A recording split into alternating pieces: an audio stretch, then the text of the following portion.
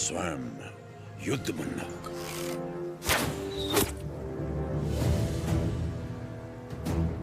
तुम्हारा शस्त्र ये नहीं, तुम्हारा शस्त्र है ये।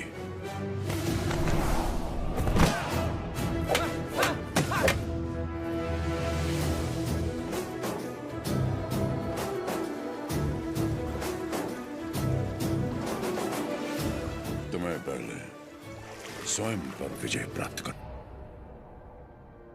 सबसे पहले ईस्ट इंडिया में ब्रिटिश कानून लागू किया जाए। छोटे इलाकों से शुरू करके धीरे धीरे समय के साथ पूरे इंडिया में इसे फैला दिया जाए। मौजूदा टैक्स 300% बढ़ा दिया जाए। और इस तरह ब्रिटिश साम्राज्य ने भारत पर कब्जा कर लिया। वो बड़े अफसर जिनका अकेला मकसद भारत को लूटना था, उन्हें ऊंची को दिया गया।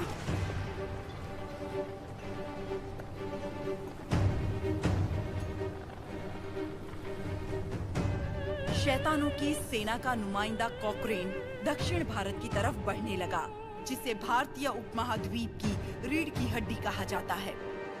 लेकिन उसे वीर भूमि रेनाडू के बारे में क्या पता था? वो कहाँ जानता था कि रेनाडू का सूर्य अंधकार की छाती चीरकर उदय हो चुका है। रेनाडू की धरती 61 छोटे छोटे राज्यों में बटी हुई है। इन राज्यों के सामंत पालेगार कहलाते हैं। ब्रिटिश इन पालेगारों से उनकी सत्ता और एकता दोनों छीन चुके हैं। लेकिन अवुकु राज्य के पालेगार अवुकु राजू, माइदुकुरु के पालेगार वीरा रेड्डी और कर्नूल के पापा खान उन 61 पालेगारों में से हैं, जो आज भी स्वतंत्र शासन कर रहे हैं। नरसिम्हा रेड्डी ने इन सबको एकजुट करने के लिए एक महोत्सव का आयोजन किया।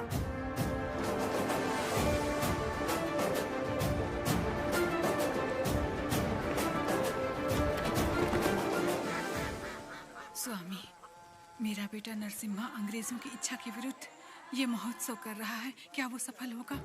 नरसिम्हा रेड्डी कोई आम आदमी नहीं है। वो पृथ्वी पर एक लक्ष्य लेकर जन्मा है। एक हाथ में तलवार और दूसरे हाथ में वेद के साथ उसका पालन हुआ। उसे अब कोई नहीं रोक सकता।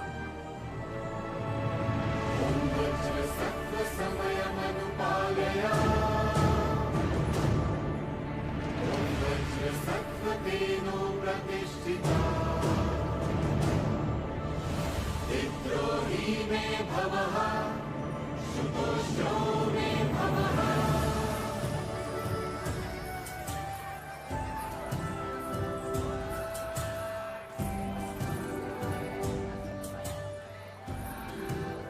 ये तुम्हारे नृत्य का भी समय हो रहा है, जल्दी करना।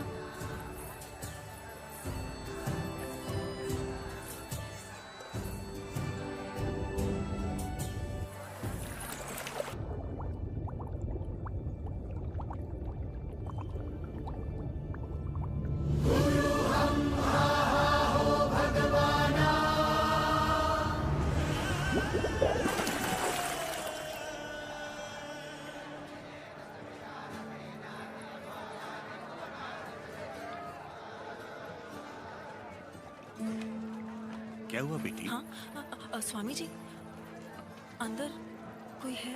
अच्छा, वो महोत्सव से पहले सरोवर में रहने वाले संगमेश्वर स्वामी की स्तुति करने की प्रथा है।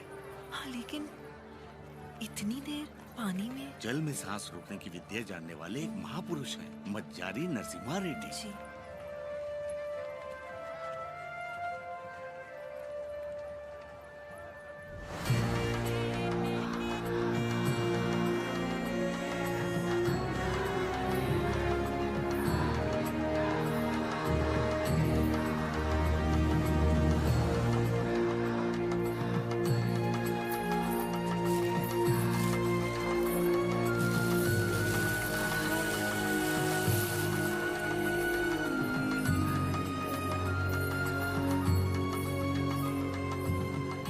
आज कई सालों बाद तुम्हारे लाए हुए वस्त्रों से भगवान का फिर श्रृंगार हो रहा है पापा खान। ये हमारे भाई नरसिम्हा रेड्डी की महिमा है कि अंग्रेजों का बंद करवाया हुआ ये उत्सव फिर से शुरू हो गया। या अल्लाह, इस जश्न को किसी की नजर न लगे। सब मिलकर दुआ करो।